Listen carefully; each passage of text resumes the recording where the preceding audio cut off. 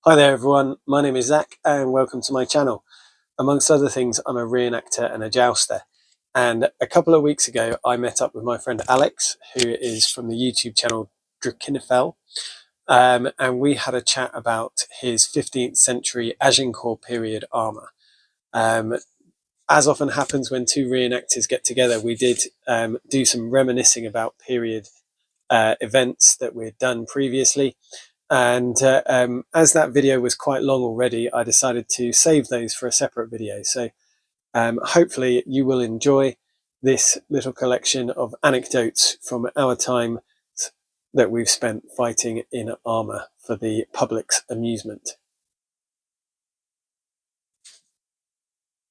I remember when I did some work for English Heritage, and we did some HEMA poleaxe fighting and that for the public. And we'd fight for a while with poleaxes. This is with my friend Robbie. If you're watching, Robbie, hi. But the thing that always got the biggest gasp from the crowd was when you drop the poleaxe and headbutt someone. Yeah. And when you think about it, actually, a headbutt or a kick or something like that isn't going to do as much damage as an actual poleaxe. No. But it just seems more brutal and more visceral, doesn't it? Well, I think people are used to the idea if you did try and do that in real life, it's probably going to hurt you as much as it hurts the other guy, unless you happen to land it in just the right spot. Whereas, yeah, if you're in armour, you just full force smack someone in the head and you're like, yep, whatever. Yeah.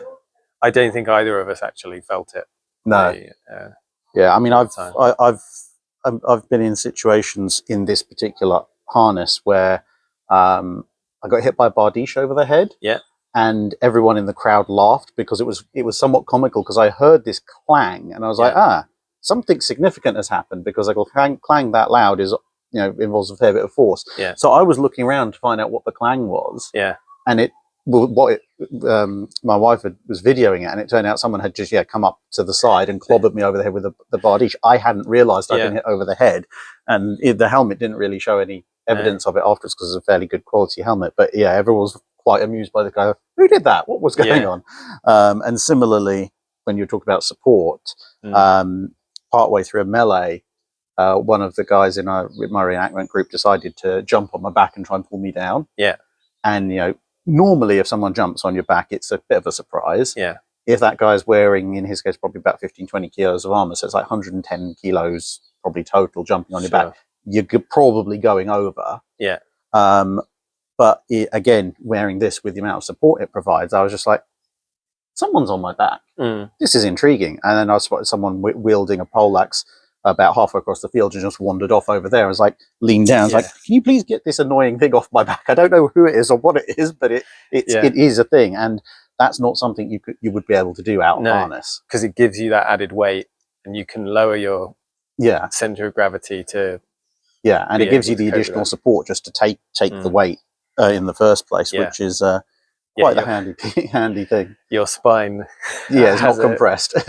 Has a metal plate to support it. Yeah.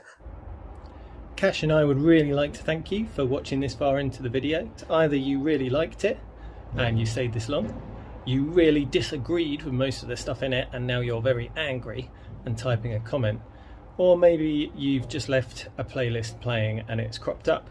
If it's the first one, please do feel free to leave a like and or share, and if you haven't already, then subscribe. Thank you very much to my patrons for all of the support, and you can find a link to that and to my merch shop in the description down below. Thank you very much. Cash doesn't actually mind either way. I don't think she knows too much about YouTube. Do you go?